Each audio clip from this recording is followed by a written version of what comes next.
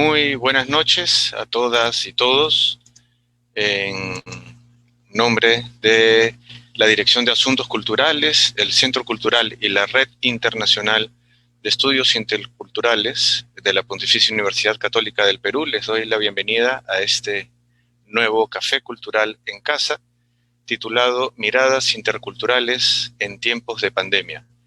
Yo soy Rodrigo Benza y tendré el placer de conducir, orientar un poco esta conversación.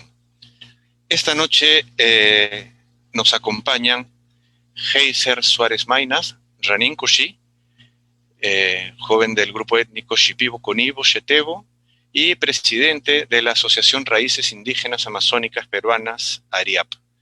También nos acompaña Gavina Córdoba. Heiser Suárez está en este momento en Yarinacocha, en la ciudad de Pucallpa. Nos acompaña también Gavina Córdoba desde Andahuaylas. Ella es profesora quechua de la Universidad Nacional José María Arguedas, la UNAJMA, y también Dania Pariona, que nos acompaña desde Huamanga, Ayacucho, y ella también es una abogada quechua que trabaja fuertemente en la lucha por los derechos humanos. Entonces, con ellos vamos a conversar, justamente como lo sugiere el título, sobre esto. Vamos a buscar una mirada intercultural en estos tiempos tan particulares y tan difíciles. Y quería empezar para eso con una provocación, unas preguntas muy amplias para que ellos y ellas puedan darnos sus opiniones, sus pensamientos, a partir de ellos mismos y de sus vivencias, ¿no? Desde marzo estamos en una nueva realidad que ha generado un impacto en todos nosotros, ¿no? Y en todos los aspectos de nuestras vidas. Desde su propia experiencia, ¿cómo es que esto está impactando? ¿Cómo esta pandemia está impactando en las regiones donde viven, donde están, donde trabajan?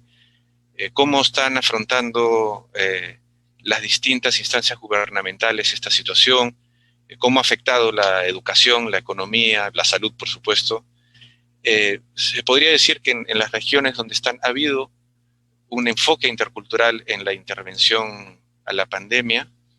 Quisiera que empecemos con Heiser, porque lo que está pasando ahorita es que parece que está llegando una tormenta a Pucallpa, entonces corremos el riesgo de que en cualquier momento se pueda cortar la señal con él. Entonces, aprovechemos mientras nos puede acompañar. Adelante, Heiser. Buenas noches con todos y con todas. Rodrigo, buenas noches. Gracias por la invitación. Ako yamu hatibi neno honi chingitabo matras ako huya kianke na toshaba no neskate yoyo que no acá y no ikahauke. Eh, bueno, el saludo correspondiente y gracias nuevamente por la invitación y sobre todo las preguntas y poder abordar un poco sobre el trabajo y la vivencia que hemos tenido con esta premisa de pregunta por Rodrigo, en la cual nos permite analizar sobre todo esto lo que ha cambiado radicalmente, creo yo, en todos los aspectos sociales, culturales y políticos de nuestra vida.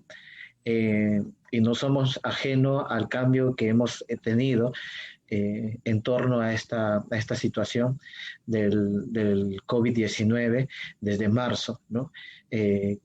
Hablar de una enfermedad totalmente nueva para nosotros, una cosa temeroso para los pueblos indígenas porque no sabíamos cómo íbamos a enfrentar porque solamente escuchábamos y siempre nosotros los pueblos indígenas de la selva hemos creído que lo malo siempre viene de afuera, ¿no? Y muchas cosas que nos han dañado y sobre todo en temas de cambios en salud ha sido traído por gente que viene y de una u otra manera se estancan en nuestras comunidades. Por ejemplo, el sarampión, la tuberculosis, ¿no? Y otras enfermedades que han extinguido prácticamente algunos pueblos y muchos de ellos está en peligro de extinción. Entonces, eh, antes que llegue todo esto, eso era la gran pregunta, ¿no? Y empezar a tener nuevos conceptos, nuevas ideas y nuevas discusiones en lo que se escuchaba tanto en la televisión, en la radio y lo que se leía en el periódico, que venía desde muy lejos esta enfermedad y que era provocado por los murciélagos y tratar de relacionar una enfermedad con algunos animales para nosotros es eh, algo que nos impacta y nos incomoda porque los animales son parte de nosotros. Algunos de ellos son beneficiarios, por ejemplo, de la salud de las comunidades dentro de los pueblos, ¿no? Que limpia, por ejemplo, algún tipo de microbios o que son parte del cuidado de nuestra salud también. Pero llegaba el tema que esta enfermedad venía del murciélago y la gente empezó un poco a tener otro tipo de mirada hacia los murciélagos y no solamente, creo, si no me equivoco, en alguna ciudad, creo que fue en Piura, empezaron a quemar estos animales, ¿no? Y para nosotros, por ejemplo, los murciélagos están en nuestros techos y son los que cuidan, por ejemplo, la tela de araña o algún bicho que está en la casa. Entonces, verlos como enemigo a unos animales también fue una cosa impactante y tratar, por ejemplo, de generar un nombre en Shipibo al COVID-19, ¿no? Relacionarlo al murciélago, entonces darle un nombre relacionado al murciélago.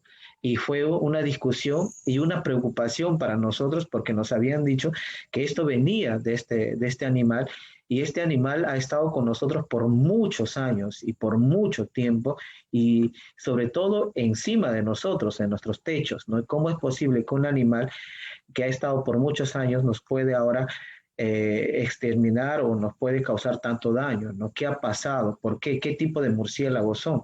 Entonces fue una discusión bastante interesante también, donde intervinieron profesores, líderes, y querían dar un nombre relacionado al murciélago, ¿no? Pero también teníamos algunos una posición clara de que la enfermedad ya tenía nombre y se llamaba coronavirus o COVID-19, ¿no? Entonces, sustentar también eso fue bastante importante porque en ese tiempo todavía no había llegado a Pucallpa y ni siquiera teníamos ni la menor idea de qué cosa iba a pasar. Y creo fuimos nosotros el penúltimo región en ser afectado por este virus y fue devastador. En el pueblo Shipibo ha sido bastante fuerte y cruel. Han contado, los contabilizados fallecidos son 200 Shipibos y los que no contados son más de 500 o 1000, ¿no? Y hasta ahora sigue muriendo.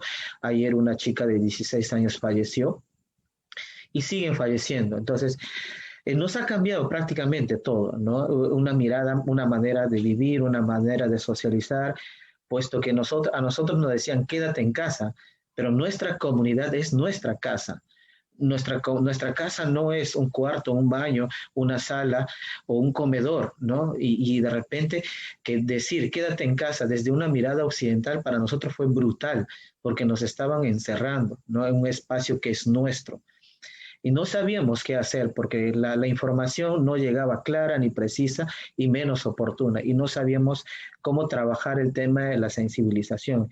Y los medios de comunicación que existen en la región, programas Shipibos, fueron los pilares bastante importantes en relación a informar, pero informaban a su manera, porque nadie conocía esta enfermedad, nadie tenía un concepto claro de cómo, por qué COVID, por qué 19, por qué corona, por qué virus, o sea, todo simplemente era una pregunta, ¿no? Y los abuelos empezaban a contar lo que pasó anteriormente y cómo es que nosotros hemos sobrevivido en base a ello. Entonces, prácticamente cambió nuestro estilo de vida y después nos dice que tenemos que utilizar mascarillas. Y eso también fue terrorífico porque ver a papá, a mamá o a adultos con mascarillas, los niños prácticamente nos tenían miedo y empezaron a gritar y empezamos a distorsionar un poco sobre lo que es el afecto paternal, el afecto a familia, ¿no? Porque no nos mirábamos la cara. Creo que los andinos, los amazónicos o los pueblos indígenas en general el tema de la gestualidad o el tema físico, la mirada, es muy importante y tener la cara tapada y no ver si está molesto o si de repente está adolorido o triste, para nosotros pues nos tendremos que volvernos adivinos, ¿no? Inclusive la cara te dice cuando estás con hambre, cuando estás con sed, cuando estás preocupado, cuando estás alegre. Entonces todo eso ha cambiado prácticamente, pero no se miraba ni tampoco se trabajaba el tema de los pueblos indígenas.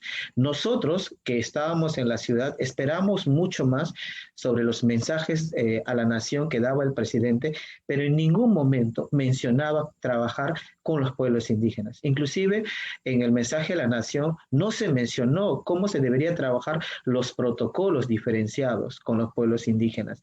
Intentaron hacer, y lo más triste fue que en nuestra región, que somos la segunda región con mayor diversidad cultural y lingüística, no tenían ni la menor idea de cómo trabajar con los pueblos indígenas. Porque yo soy shipibo, el Ashánica es diferente, la Guajún es diferente. Tenemos una mirada diferente de entender y ver la salud, la enfermedad, la necesidad, la preocupación. Y somos de zonas diferentes. Otros están en la frontera de Brasil, Colombia, ¿no? Y viceversa.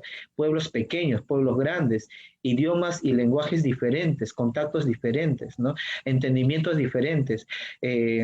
Y esto no pudieron hacer. Hasta ahorita hay un problema bien grande porque creen que ahora por tener a intérpretes o de repente a técnicos enfermeros que son indígenas y están haciendo trabajos interculturales, pero no están abordando en sí desde la salud, desde la pertinencia intercultural, porque no hay un protocolo que te diga esta planta puedes utilizar y esta planta no puedes utilizar, o así debe ser, porque no está dentro de los protocolos de atención. Entonces, todo esto se ha distorsionado y encima nosotros acá dentro de la Dirección Regional de Salud y el encargado de salud de los pueblos es una mestiza que no tiene absolutamente conocimiento de lo que estaba pasando y ella hablaba de que está dando charlas, de que está enseñando y eso era su gran trabajo de salud con pertinencia intercultural, ¿no? No nos preguntaban, han hecho algunos protocolos sin la presencia, como siempre lo han hecho en algunas oportunidades los espacios de gobierno, sin comunidades, sin pueblos, pero para los pueblos indígenas. Entonces, no se ha cambiado mucho y la ineptitud, ¿no? Y la incapacidad de nuestro gobernador regional fue triste, fue lamentable porque este señor no tenía ni la menor idea de qué cosa estábamos enfrentando. Y es más, salió a la televisión y nos mandó a tomar Kion, para esta enfermedad y con esto se salvaba, ¿no? Entonces no hubo una actuación inmediata de nuestros gobiernos, tanto regional y tanto locales, y hasta ahorita hay una falencia total. Y pensaron que repartiendo alimentos podrían solucionar el problema, pero no, nosotros estábamos dentro de nuestra comunidad y fue bastante interesante porque las mismas comunidades cuando empezó esta situación y las autoridades o algunas organizaciones cuando empezaron a repartir alimentos llevaban azúcar, harina, fideos, enlatados y productos que de repente son nocivos para la salud de los pueblos o de las comunidades que estamos viviendo. Y mucha gente empezó a tener otro tipo de enfermedades, otros problemas, aumentó enormemente el problema de diabetes, el problema de cáncer, ¿no? Y la falta de atención de otras enfermedades, como las personas que viven con el VIH, u otras enfermedades como el tuberculosis, como el cáncer, empezaron a morir, empezaron a aumentar muertes de cáncer, de tuberculosis y de VIH, porque todos los hospitales estaban cerrados, se colapsó totalmente y no había otro servicio más que atender a las personas que tenían el COVID. No, en ningún momento, nunca se ha trabajado de cómo mejorar y cómo implementar el tema de salud en las postas médicas. Hasta ahorita, no hay medicamentos, hay un personal de salud para una población tan grande y eso ha generado varias muertes también porque eso no ha no ha cambiado absolutamente nada, porque las postas médicas, como ustedes entenderán y comprenderán, no son como las instituciones educativas que están en todas las comunidades. Las postas médicas funcionan por redes o por microredes, y en las comunidades como la selva es bien complicado a veces llegar en tiempos de verano y en tiempos que nosotros que lo llamamos en tiempos de invierno o lluvia, ¿no? Como ahora, por ejemplo. Hay que caminar kilómetros por kilómetros y la gente se puede morir en el camino y preferirían morir o preferirían tratar con otras medicinas naturales a las que tenía en la mano. Y es así, por ejemplo, que grupo de jóvenes entusiastas en querer ayudar al otro hermano también se organizan y empiezan a trabajar desde las plantas medicinales, ¿no? Y se han hecho llamar Comando Matico. Ellos empezaron a ayudar de manera desesperada a los hermanos porque prácticamente no teníamos o no tenemos la ayuda del gobierno, tanto del local gobierno, menos del gobierno nacional, ¿no? Y estos jóvenes lamentablemente tampoco no eran personal de salud, ni tampoco eran curanderos, ni tampoco eran chamanes, ni tampoco eran expertos en las hierbas, simplemente eran voluntariados que querían apoyar y que querían trabajar y que querían salvar la vida, ¿no? Exponiendo sus vidas, la vida de ellos, de su familia y del entorno quizás con lo que ellos se relacionaban, ¿no? E hicieron el intento, valió el esfuerzo, algunos de ellos se recuperaron, pero no se sabe hasta ahora si realmente científicamente se puede comprobar que con esta planta medicinal se puede curar, porque ustedes saben que nuestro organismo también se desarrolla según al, a las defensas que tenemos. Y este es un virus que entraba, que se desarrollaba, que se mutaba o de repente se terminaba o tenía un ciclo de vida o tiene un ciclo de vida, ¿no? Y es así que estas cosas que nosotros hemos tenido han sido bastante interesantes. Y lo que Rodrigo decía, ¿qué ha pasado con el tema de educación? En temas de educación... Heiser, discúlpame que te corte. Si de repente le pasamos un ratito la palabra a Gavina, a Dania, y después retomamos, ¿puede ser? Claro, claro, no hay ningún problema. Muchas gracias. Gaby, ¿cómo ha sido, cómo se está viviendo esto en Andahuaylas? Buenas noches. Sí, buenas noches con todos, con todas. Creo que debo empezar agradeciendo y también felicitando y reconociendo la organización de este evento, porque en estos tiempos es una manera de poder conversar, dialogar y también encontrarnos desde las diferentes regiones, lugares, culturas y poblaciones que conformamos nuestro país. Este país, pero que nos falta conocernos muchísimo. En tanto, como presentó Rodrigo, yo me encuentro en la región de Apurímac, estamos por la Sierra Sur, estrictamente en la provincia de Andahuaylas, y esta es una provincia, diríamos, de paso hacia Abancay, Cusco, o también hacia Ayacucho para ir a Lima, ¿no? Nos encontramos en esta parte del país y pues desde marzo para nosotros, para toda la población, ha sido un contacto que no era de costumbre con el presidente de nuestro país, ¿no? Los mensajes diarios han impactado porque uno estaba pendiente de escuchar y creo que eso fue algo que cambió también la relación de la sociedad y el Estado que nos representa. Pero a la vez esto traían noticias, informaciones sobre este mal que está afectando a todo el planeta y también que nuestro país no es ajeno y todas nuestras regiones. Pues eso empezó a generar zozobra en la población. Esta zozobra es como que viene algo y en algún momento llega y nos va a afectar y hay que estar alertas, pero quizá también cargado con una impotencia porque ya desde la noticia trastoca la vida de toda la comunidad.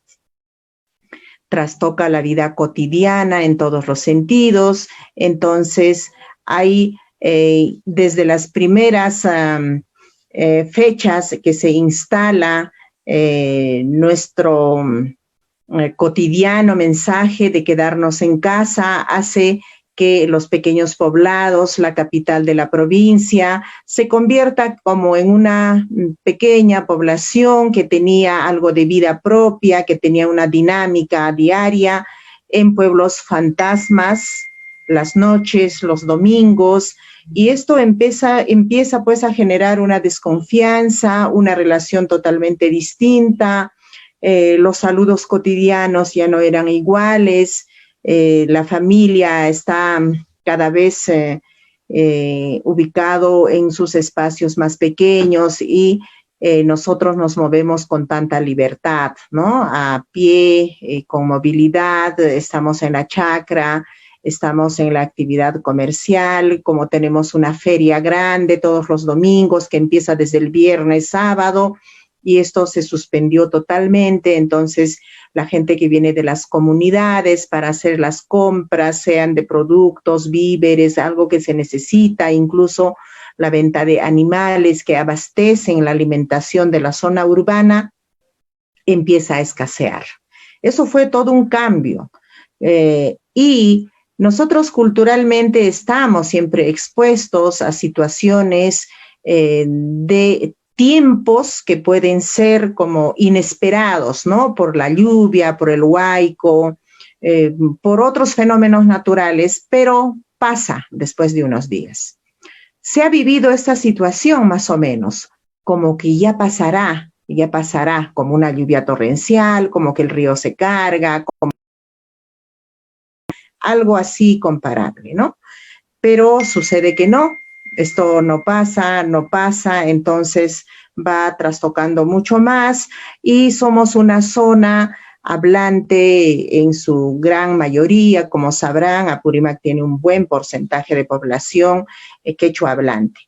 Entonces empiezan las reacciones como pueblos quechuas componiendo canciones. Estábamos en tiempo de carnaval, se suspendió el Pucllay, se suspendió muchas fiestas locales, comunales, pero la creación artística, la manifestación popular sigue su curso, así que salió un carnaval por allá, salió otra canción por acá, y se cantaba lleno de ánimo, de manera irónica, ¿no? Componiendo pues algo que se le conversa al coronavirus, que a ver, ven tú, que toca nomás a mi pueblo, que te vamos a dar con látigo, con el chicote, que te vamos a arrear hasta la punta del cerro, que vamos a poner cosas, ¿no?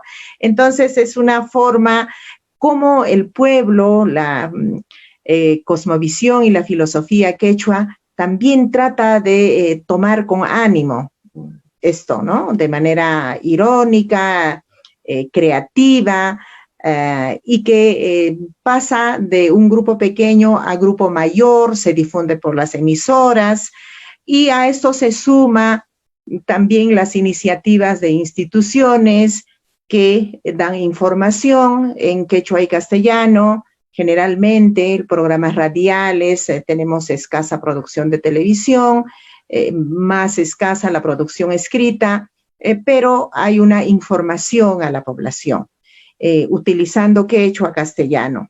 También debo destacar en esta tarea el papel que ha tenido nuestra universidad, José María Arguedas de Andahuaylas, para a través de su programa, su dirección de responsabilidad social, producir muchos spots radiales, porque toda la información que viene de los medios de comunicación nacional, de las instituciones, de las esferas de salud, están en castellano.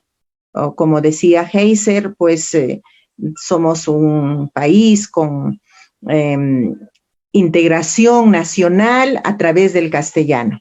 Pero esto no es tan efectivo. Entonces la institución tuvo la iniciativa de hacer spots radiales de información sobre síntomas, sobre quedarse en casa, sobre higiene, sobre otras prácticas también de relaciones en la familia, de detectar a alguien que está enfermo, de dar alerta en quechua, y se empieza a difundir. Luego, en una segunda etapa, hubo una producción de radioteatros, un poco más con acompañamiento, consejos para leyendo que la población está estresándose, está cambiando de modo de vida y que esto está reviviendo algunas angustias, estrés, ¿no? Somos una zona afectada por la violencia política, eso ha recrudecido el miedo, la desconfianza, ha traído a colación recordar estos tiempos de cómo se vivía, un poco con temor, pero también a la par ha surgido, ha revivido, se ha vigorizado la sabiduría popular de la preparación de alimentos, de la conservación de los productos, de procesar también los productos, vivir en familia un poco más extensa, ¿no? La cocina, el cuidado de los adultos, unirnos un poco más y también la sabiduría popular en el sentido de hay que prevenir la salud, ¿no? Utilizamos también plantas, la nutrición hay que cuidar para estar un poco más fuerte, se retoma los productos de la zona en la alimentación y también algunas tradiciones, ¿no? De hacer los ritos, los rituales, no especialmente tipo chamanes, pero rituales en la casa, como hacer evaporaciones de plantas que puedan desinfectar el medio ambiente, cuidar algunos aspectos de nuestras relaciones también, ¿no? Y yo creo que en esta parte, algo culturalmente que hemos sentido es que también la concepción de la muerte ha sido un tema para el mundo quechua, algo que ha trastocado muchísimo. Pensar que no vas a enterrar a tus familiares que estás perdiendo era doblemente penoso, ¿no? Uno es la pérdida en circunstancias que sabemos cómo está dándose, otro es no poder enterrar, otro es no poder acompañar, y también yo creo que el sentido de discriminación y de culpabilización de que tenía el COVID. Entonces, podía contagiar, podía ser el foco de infección de los demás. Y sobre todo también hay que destacar que las migraciones, ¿no? El retorno a los pueblos, el recibimiento, y creo que aquí ha habido presencias, acciones, actores, tanto de las instituciones del Estado, las públicas, pero también las autoridades locales, comunales, ¿no? Que han pretendido cerrar sus fronteras para evitar contaminación con los que llegan, pero también en resguardo de su población.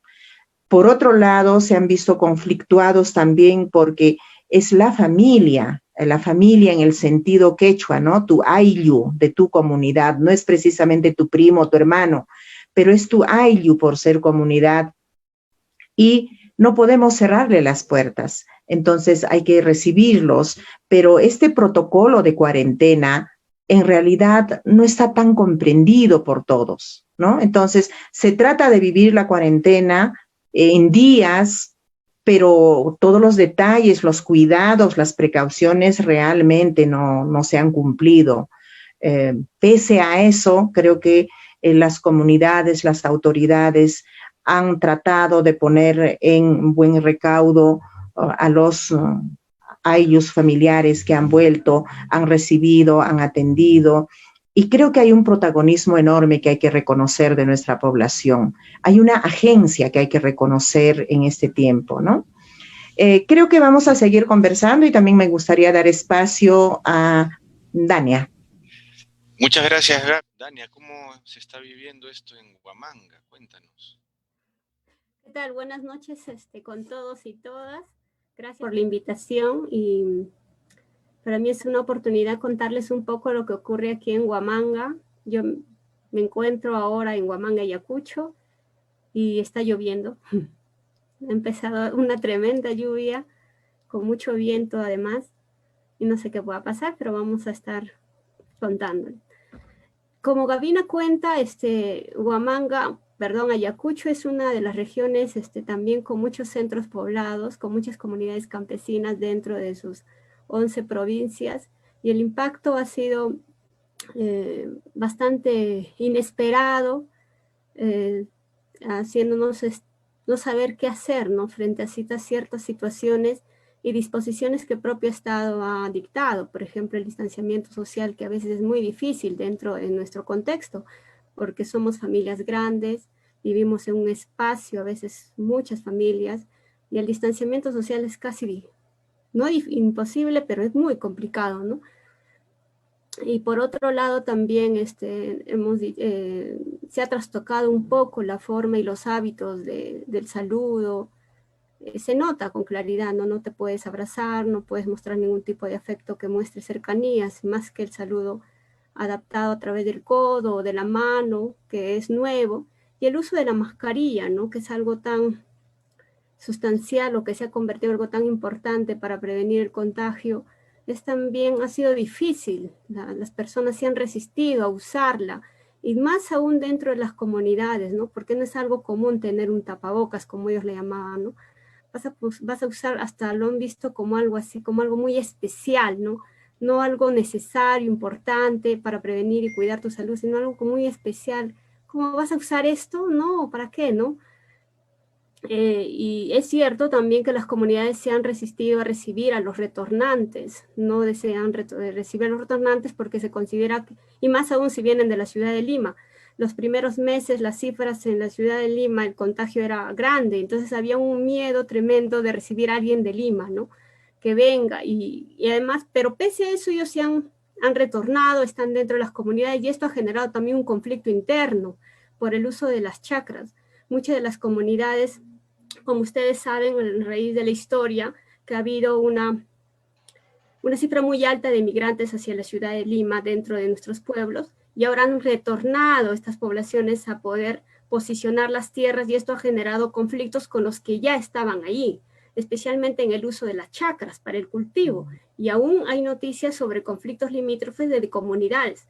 Hay ya por hace mucho tiempo conflictos entre comunidades pequeñas, pero esto se ha intensificado, ¿no? Porque quieren explotar las chacras. Y por ejemplo, hay gente que vive en la ciudad, que ya está acá, tiene su residencia establecida, pero ha dejado familia en el campo, o ha dejado campos no cultivados, y cuando vinieron los retornantes los han hecho uso de esos campos sin ninguna autorización ni permiso, porque la tierra es para usarla bajo ese término, y eso ha generado conflictos, ¿no? Porque mucha gente está retornando a sembrar porque ya los recursos no alcanzan en la ciudad y están sembrando papa, y ahora es tiempo de cosecha, perdón, tiempo de siembra, y eso ha intensificado estos conflictos internos, ¿no? Por un lado eso, ¿no? Pero por otro lado también vemos situaciones en la salud, ¿no? El centro de salud al inicio de la pandemia había un miedo tremendo de tener contacto con la persona que tenía el COVID.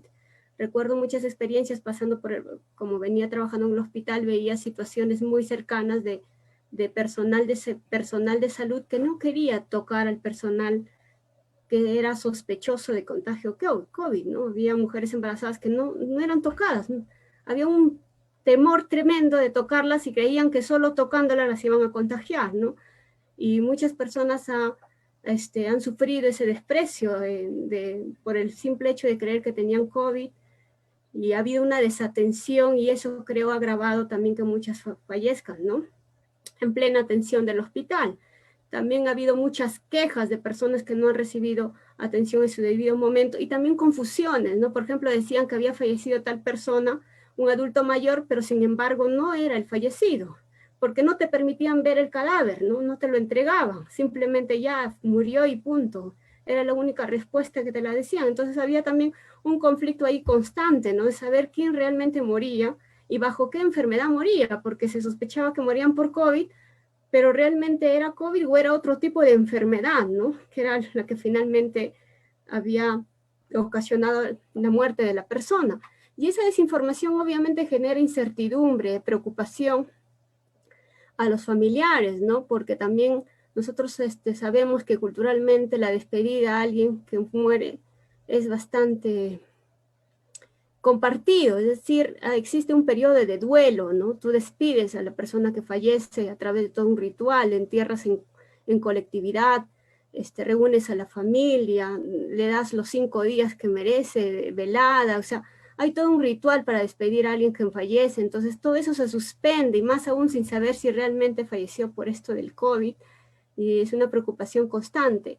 Yo resalto 2 cosas importantes en este contexto, ¿no? Uno, por un lado, el miedo intensificado basado en la desinformación o los mitos creados en este tipo de enfermedad que era totalmente nuevo y que nadie tenía, todos los medios comunicaban cosas distintas y no sabías a quién creerle, ¿no? O cómo cuidarte realmente. Pero también a la vez ha habido como una cierta irresponsabilidad también, ¿no? Y creo que más irresponsabilidad diría en la parte urbana, pero en la parte rural ha habido como un desconocimiento de afronte. Tenemos una pandemia acá y debemos afrontarla, porque han estado realizando sus actividades normales algunas comunidades, ¿no? Han estado celebrando, por ejemplo, techadas de casa. Y en las comunidades la techada de casa es una fiesta, invitan a toda la comunidad, a pesar de la familia, hay participación de muchos de ellos. Se ha notado mucho, se han celebrado matrimonios también, y los matrimonios son masivos. Entonces, ha habido todo este contexto, una mezcla de miedo y una mezcla de decir, bueno, ya, dejemos a ver qué nos va a hacer la pandemia, ¿no? ¿Por qué tanto miedo este COVID-19? Entonces ha habido un contexto de este tipo, ¿no? Pero podemos seguir conversando sobre el tema de la educación, sobre el tema de la economía. Ustedes saben que Huamanga es una región que tiene muchas ferias donde los productores locales vienen a buscar espacios para vender sus productos, y esto se ha habido totalmente trastocado, ¿no? Porque lo que se ha instalado por la pandemia son ferias itinerantes que acogen por días muy cortos la venta de sus productos, y esto no ha permitido que se venda como se esperaba, y ha habido una crisis que ha generado una huelga temporal en el gobierno regional sobre los productores locales, donde poder vender sus productos, ¿no? La papa, los productos locales que venían de las provincias. Entonces se ha trastocado un poco este contexto también porque se tenía que evitar el contacto, se tenía que implantar y teníamos que respetar el distanciamiento social, y esto ha sido bien difícil respetarlo, y algunos lo han hecho y otros no, y esto ha agravado la situación, ¿no? Pero podemos seguir dialogando, ¿no, Rodrigo? Sí, muchas gracias a los tres. Yo creo que nos están abriendo los ojos y, de muchas formas. Yo quisiera pedirles tal vez ahora, ustedes tres, desde los lugares donde están, desde sus actividades y sus profesiones también, llevan muchos años reflexionando sobre la interculturalidad, sobre el abordaje intercultural, el derecho intercultural, la educación intercultural, la salud intercultural. Entonces, tal vez quisiera que ya un poco más libremente podamos reflexionar sobre qué posibilidades hay de mejorar cultural en el manejo de esta pandemia. ¿Qué recomendaciones ustedes darían desde su conocimiento para que esta crisis que continúa pueda empezar a tener un abordaje más intercultural que pueda beneficiar mejor a los pueblos, ¿no? En este caso tenemos, ¿no?, a un representante de Pucallpa, una de Andahuaylas y una de Huamanga, pero esto que están ustedes compartiendo pasa también y está pasando en muchísimas regiones, ¿no? En Vega nos dice que lo mismo pasó en Loreto, por ejemplo, ¿no? Entonces, de esta crisis desde una perspectiva intercultural. Quien quiera puede tomar la palabra. Bueno, Heiser, ya está. Respetemos el orden ahí, Heiser. Ya está. Yo creo que Rodrigo, para poder esto afrontar y de una manera mucho más equitativa y equilibrada, hasta en la enfermedad tenemos que descentralizarnos, porque la tanto en Lima, y Lima era el sufrido, Lima era el problema, Lima era lo aquello, y hasta ahora, por ejemplo, solamente creo que en Lima se ve que hacen batidas de fiestas, privaditos y no sé qué cosa más se han inventado, pero acá en Pucallpa y en las comunidades ya no hay control alguno, ya no hay restricciones, ya no hay absolutamente nada. Entonces yo creo que ustedes como universidades tienen una tarea bastante importante desde la mirada científica y académica de compartir este tipo de experiencias que hablamos y abordar de una manera mucho más técnico y político y entregar los resultados de este tipo de conversatorio a las instancias necesarias, ¿no? A los espacios de gobierno para que las universidades de prestigio, de renombre, también tenga intervención a favor de los tratamientos, de las tratas interculturales en nuestros pueblos, ¿no? Y lamentablemente muchas veces estas cosas hablamos y solamente son para un grupo o para un pequeño grupo que piensa, que analiza, pero que no comparte. Entonces sería importante, por ejemplo, de que esto también se llegue a otros oídos, a otros espacios de tomas de decisiones. Nosotros podremos estar hablando de acá, pero si nuestra voz no llega a las altas esferas donde toman las decisiones, donde no nos escuchan, donde siempre están mirando que Perú es Lima y Lima es Perú y que el problema está en San Juan de Miraflores y que se asustan porque hay un COVID en Miraflores, en San Isidro y ni siquiera toma en cuenta cuando dice que COVID ha llegado, por ejemplo, a Puerto Betel o de repente a un caserío que ni siquiera aparece en Google Maps o algo así. Entonces nunca vamos a tener en cuenta y jamás van a trabajar los protocolos de atención con pertinencia intercultural o tener una atención o por lo menos unas conversatorios interculturales entre los tomadores de decisiones, porque yo hasta ahora no he escuchado, por ejemplo, que los ministros o que los congresistas hayan hablado desde una mirada intercultural. Ni siquiera entienden qué es el término intercultural, creo, y menos van a entender el término transcultural y el término intracultural. Entonces, si ellos no viven, no sienten, no conocen, entonces no saben cómo pueden hablar de algo que ni siquiera conocen, ni siquiera saben y ni siquiera escuchan. Entonces, espacios como los que nos brindan, por ejemplo, la Universidad Católica del Perú, es importante que estas cosas también se lleguen.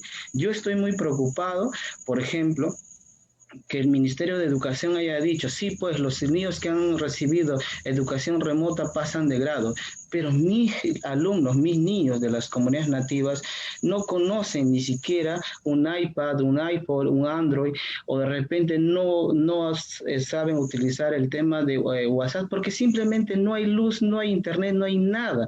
Entonces, ¿cómo poder mejorar, por ejemplo, en tiempos de pandemia o de coronavirus, el tema de la educación intercultural bilingüe, ¿no? ¿Cómo hablar el salud intercultural con pertinencia cultural si no se respeta nada, ¿no? ¿Cómo decir quédate en casa si solamente las leyes están, los comisarios, los policías están en los principales distritos de Lima y en mi ciudad prácticamente policía no existe, ¿no? ¿Cómo decir a la municipalidad que haga un trabajo, ¿no? Con una mirada de cuidados, de culturas, si ni siquiera hace rendición de cuentas? Y todo lo que se ha venido haciendo y toda la plata que se ha transferido a los gobiernos locales y a los gobiernos regionales, nadie fiscaliza, nadie sabe a dónde fue, cómo fue y en qué se ha gastado, pero se han gastado millones y millones, pero mi posta sigue no teniendo ninguna medicina. Los comandos que se han formado se están valiéndose de sus propios esfuerzos. Entonces, es un auxilio que nosotros estamos viviendo, creo, por la gracia y por la obra del Señor, o por los espíritus o por los dioses en que creemos, y sobre todo por nuestras plantas, ¿no?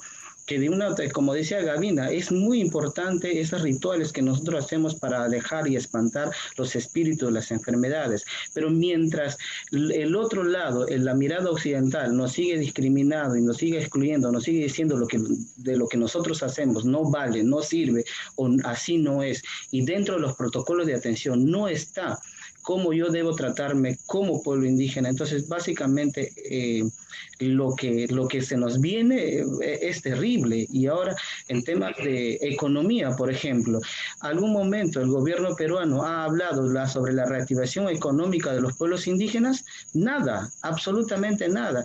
Nuestras artesanas, nuestros pescadores, nuestros agricultores de nuestras comunidades, ¿cómo pueden generar o cómo pueden reingresarse o engancharse en el tema de la economía si para ellos no existe? El tema de bonos universales, ¿cómo garantiza el gobierno peruano, por ejemplo, que llega a los pueblos indígenas? Entonces hay muchas cosas que hacer y yo creo que ustedes como universidad tienen mucha responsabilidad y una ventana directa a que nuestras voces a través de ustedes puedan llegar a las personas adecuadas. Muchas gracias, Heiser. Gavina, ¿qué nos dirías? ¿Qué nos recomiendas, Gavina? ¿Qué hacemos? Bueno, yo quisiera empezar reconociendo que sí ha habido acciones desde una perspectiva intercultural en esta parte de nuestro país, ¿no? Los municipios han hecho toda una acción de preocuparse no solo por la población que está en su jurisdicción, en su ámbito de municipio, sino también por su población que está en otros lugares, sobre todo en Lima.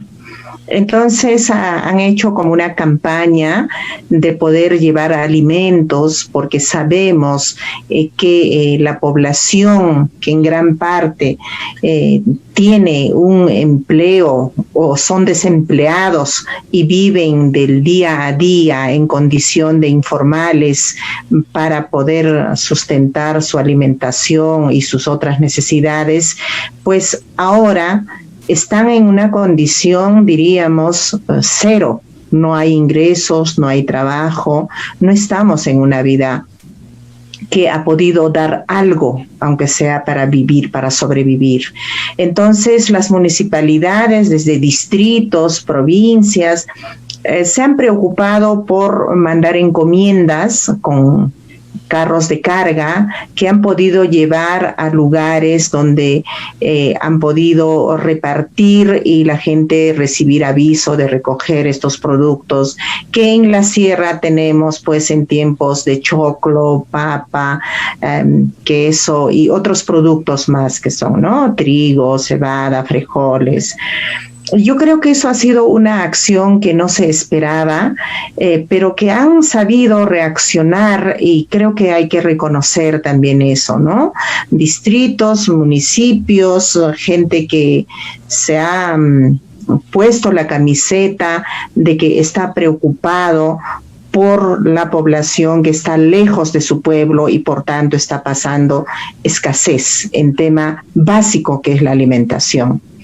Pero también, por otro lado, ha surgido las iniciativas, como decía en el turno anterior, de usar la lengua quechua, que es de la gran parte de la población rural y también urbana, para poder comprender mejor la información, tanto como para tener menos miedo, pero también contar con mayor información de tal manera que permita moverse en este tiempo distinto, ¿no?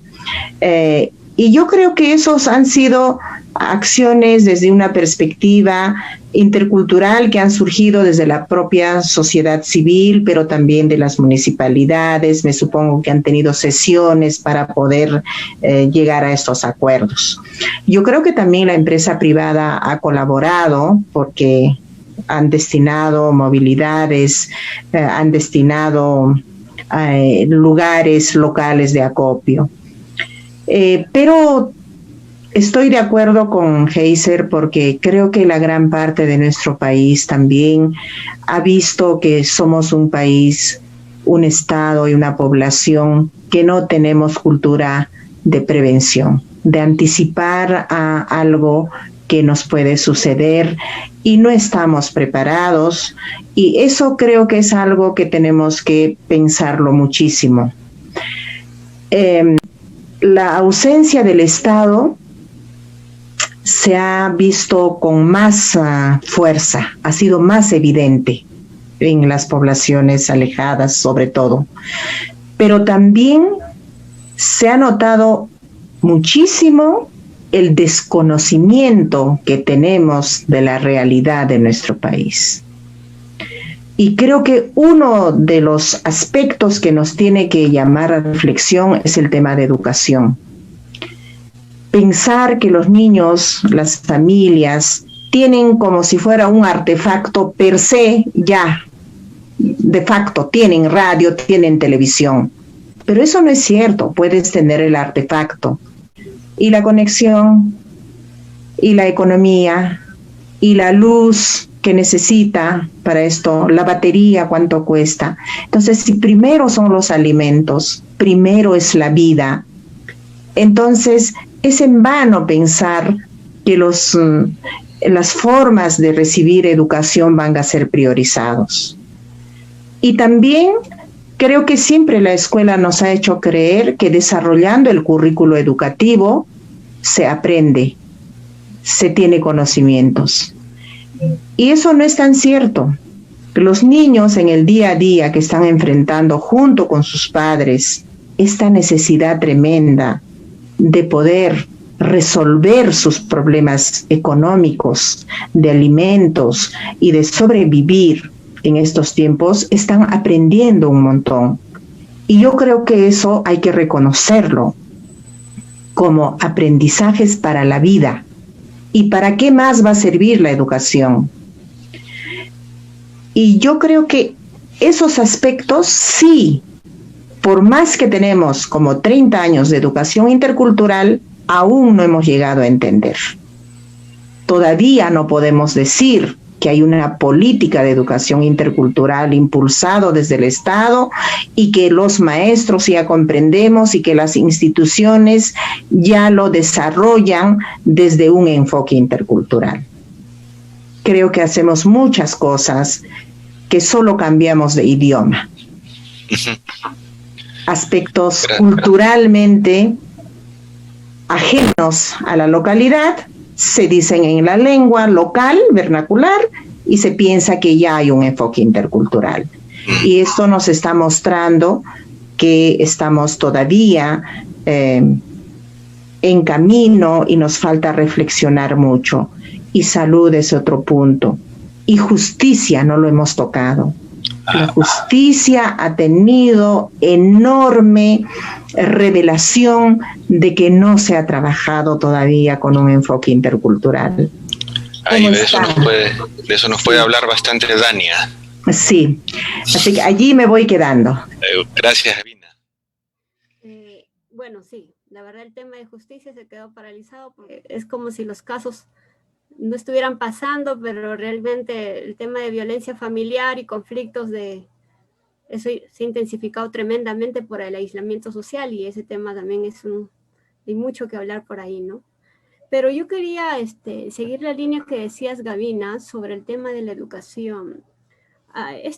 La pandemia ha generado efectos negativos, eso creo que lo hemos visto mucho, pero también mucha creatividad o iniciativa por parte de la sociedad civil. El tema del enfoque intercultural o la perspectiva intercultural creo que ha surgido más por ese lado que por el Estado. Una de las ideas que surgió en Vinchos, acá en Huamanga, en la provincia, es voluntarios de educación comunal llamado Yanapajcuna Educativos, es decir, un colectivo de voluntarios que es por colaboración del municipio de Vinchos, han ido a dar acompañamiento a los estudiantes que tenían ciertas dificultades para acceder al tema de la educación virtual, este tema de aprendo en casa.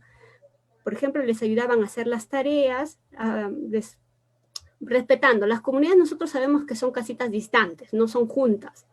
Tienen una casita por acá, otra casita muy lejos. Entonces lo que hacía este voluntario con otro acompañante eran ir y decirles si estaban recibiendo la clase, si tenían una radio, si tenían una televisión, si había alguna forma de que el niño esté aprendiendo en ese momento, y le reforzaban esas tareas llevando libros o materiales para que puedan no perder la ilusión educativa, ¿no? O sea, seguir aprendiendo en términos muy comunes algo, porque sabemos que la educación es otra de las cosas que ha afectado tremendamente y que los niños han sido afectados. O sea, ese es otro tema bastante largo por hablar, ¿no?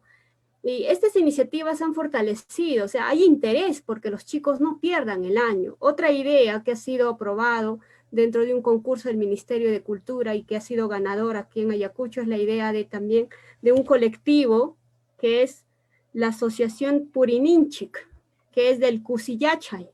El Cusillachay era una iniciativa de un colectivo también en la cual presentó su proyecto de lectura y escritura para la comunidad de Sargua, que está por Víctor Fajardo. Entonces, también brindaba acompañamiento a los chicos a través de llevando libros o contándoles cuentos, sí, manteniendo. Tengo entendido que tienen un protocolo, habría que conocerlo bien, pero la idea que quiero decirles es que había interés de la sociedad civil, especialmente de estos colectivos que estaban interesados en poder ayudar al Ministerio de Educación en que los estudiantes de comunidades lejanas, de poblaciones quechuas, no pierdan esta hilación con lo educativo, con seguir aprendiendo, ¿no? Y yo fortalezco mucho, o sea, en medio de toda esta crisis, siempre surgen oportunidades e iniciativas positivas como estas en el tema de educación. También se ha visto otras iniciativas como la de un docente en la MAR, que en Ayacucho también, en la que ganó su proyecto recolectando chapitas, que se llama, lo tengo por acá, eran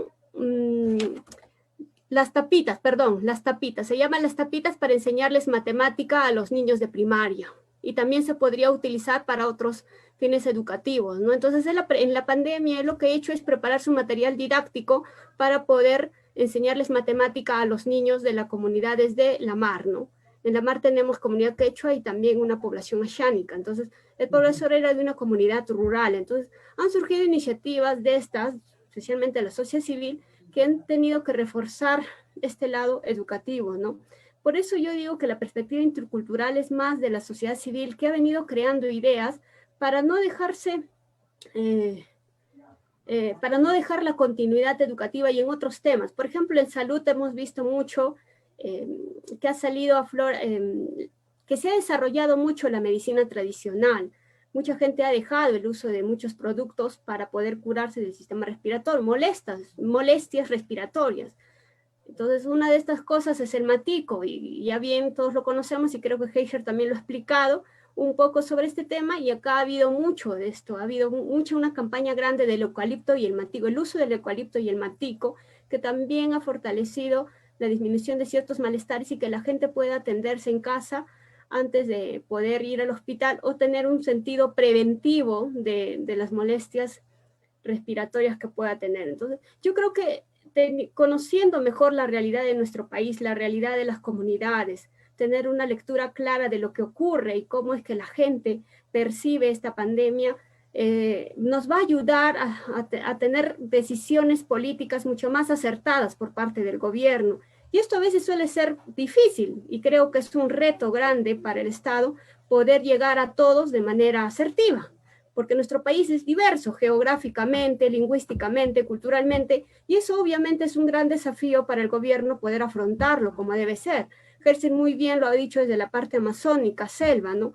Hay una perspectiva de ver esta enfermedad, una forma de entenderla, de vivirla y cómo esto trastoca con la dinámica cultural, la dinámica de vida de cada población.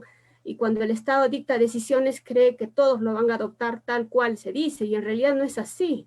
En las comunidades andinas ocurre lo mismo, más aún cuando se encuentran más lejanas o más adentro, y son comunidades pequeñas, pero también son ciudadanos, tienen derechos y tienen el Estado tiene que cumplir sus deberes con ellos también, ¿no? Digámoslo así, porque ellos también han visto la pandemia, ha habido muertos y los han traído de emergencia acá en la región de Huamanga. O sea, hay un impacto, pero un impacto diferencial, un impacto que ha trastocado la dinámica de la comunidad, y es importante conocer eso para poder tomar decisiones adecuadas, y creo que teniendo en cuenta eso podemos hablar de perspectiva intercultural, ¿no? Muchas gracias. Muchas gracias, Dania. Creo que todas las ideas y los pensamientos que están surgiendo son muy ricos e importantes, ¿no? Vemos cómo seguimos, a pesar del proceso de regionalización que ha empezado hace varios años, teniendo un fuerte centralismo y una visión centrada desde Lima, que difícilmente contempla y en un momento como esta crisis se exacerba, ¿no? Esa falta de perspectiva, por un lado, pero al mismo tiempo también se han valorizado iniciativas de gobiernos locales que sí han contribuido con esto, y también de la sociedad civil, ¿no?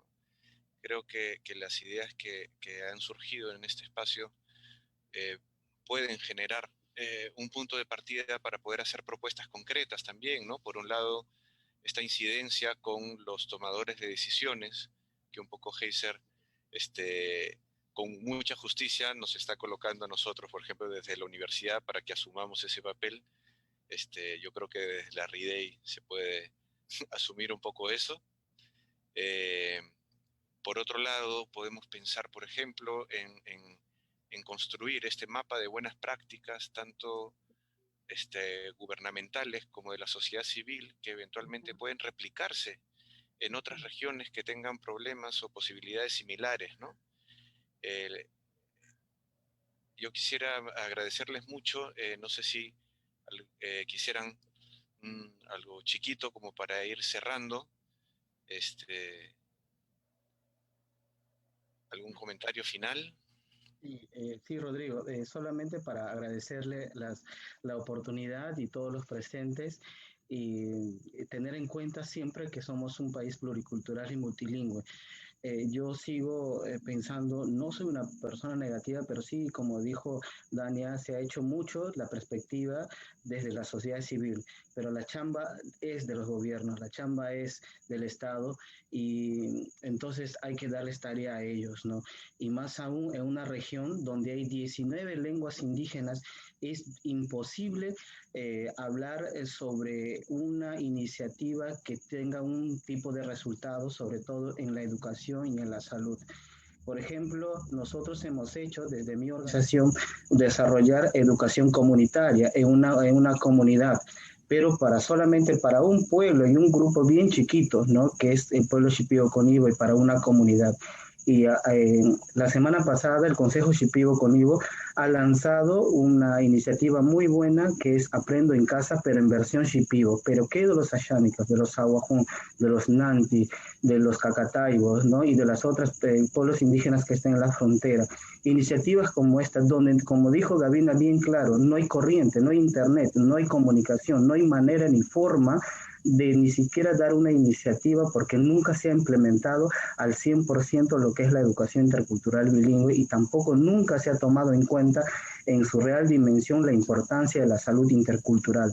Creo que entre todos hay un rol compartido, y eso hay que asumirlo desde la parte de la sociedad civil y también desde la parte académica, y sobre todo desde la parte de la política, ¿no? Que hay que mejorar lineamientos de política, hay que mejorar proyectos o vidas políticas de gobierno, y que esto, a su vez, como bien lo han mencionado los compañeros, ha visibilizado en la gran corrupción que estábamos viviendo y que estamos siendo gobernados, ¿no? Porque simplemente los gobiernos actuales tienen intereses propios, más no del cuidado ni el desarrollo de los pueblos. Entonces, hay una chamba bien grande, y sigo reforzando mi idea, Rodrigo, que la universidad o las universidades que promueven y que tienen este tipo de espacios donde salen realmente estas iniciativas, investigaciones, que no se encarpeten, sino más bien salgan, y que esto sea público y sea la voz que se debe salir y se debe escuchar a través de la universidad, porque yo como Heiser Suárez, a nadie me va a escuchar,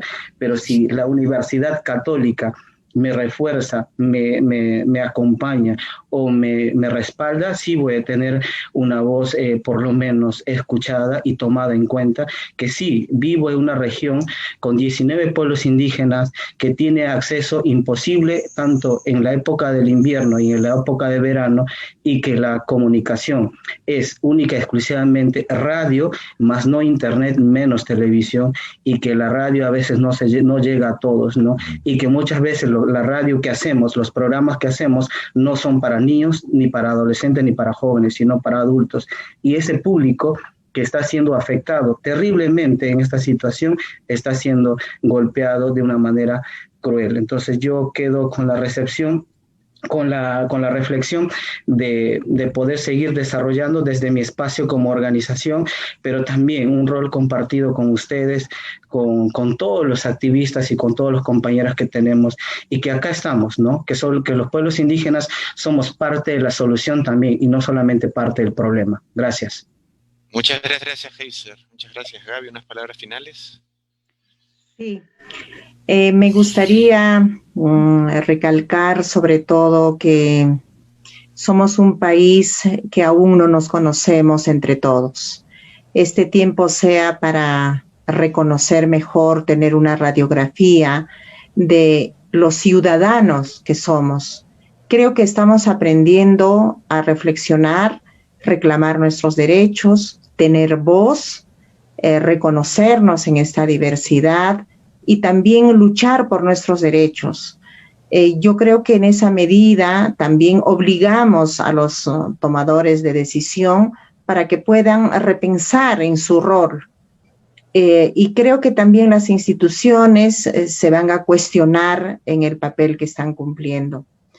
Yo creo que este tiempo todavía tenemos para rato, pero también hay que ponernos en la condición de muchos que están en su confort, pero muchos peruanos que están pasando terribles situaciones de vida.